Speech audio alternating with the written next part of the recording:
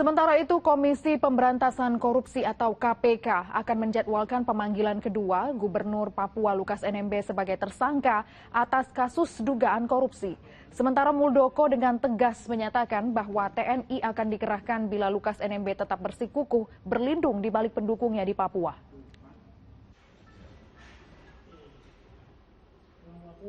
Setelah mangkir pada panggilan pertama sebagai tersangka, Gubernur Papua Lukas NMB akan kembali dipanggil oleh KPK. Terkait pemanggilan kedua ini, KPK meminta agar Lukas NMB kooperatif untuk memenuhi panggilan tim penyidik. Karena KPK menilai ini adalah kesempatan bagi Lukas NMB untuk menjelaskan perkara yang sebenarnya. Sampaikan, kami berharap tersangka kooperatif hadir memenuhi panggilan yang kedua karena ini adalah kesempatan bagi tersangka untuk dapat menyampaikan langsung perkara ini di hadapan tim penyidik KPK.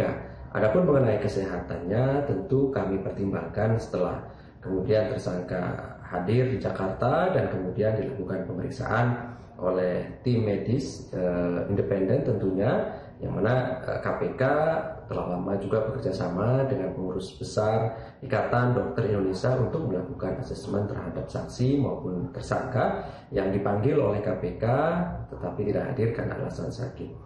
Sementara itu, Kepala Staf Kepresidenan Republik Indonesia Muldoko dengan tegas menyatakan bahwa kasus dugaan korupsi Lukas NMB adalah murni persoalan hukum, bukan masalah politik. Muldoko bahkan menyatakan bahwa TNI akan dikerahkan bila Lukas NMB tetap bersikukuh berlindung di balik pendukungnya di Papua. Persoalannya persoalan hukum murni, nggak ada persoalan politik. Maka siapapun harus mempertanggungjawabkan di depan hukum, nggak ada perkecualian. Gitu. Kalau mereka dalam perlindungan masyarakat yang apa dalam pengaruhnya Lukas NMB, apa perlu TNI dikerahkan? Untuk itu, kalau diperlukan ya apa boleh buat. Gubernur Papua ini ditetapkan sebagai tersangka penerima suap dan gratifikasi terkait proyek yang menggunakan APBD.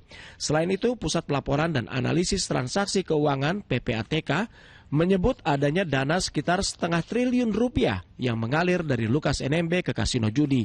Belakangan disebut sebagai uang pribadi oleh pengacara NMB. Terlepas dari pro kontra kasus dugaan korupsi Lukas NMB, semuanya harus dibuktikan dalam proses hukum yang tentunya membutuhkan Lukas NMB untuk bersaksi dan mau diperiksa. Tim Liputan AMESI TV melaporkan.